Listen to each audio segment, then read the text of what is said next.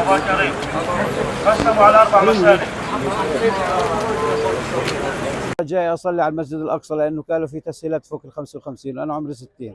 تفاجئنا انه هاي التسهيلات كذب اللي بيحكوا عنها، لانه انا مرفوض امني واللي مرفوض امني ما بيسمحوا له يدخل. فلما يكونوا في تسهيلات لازم اي واحد فوق ال 55 يفوت، مش رايح الواحد يعمل جريمه مشان يروح يصلي.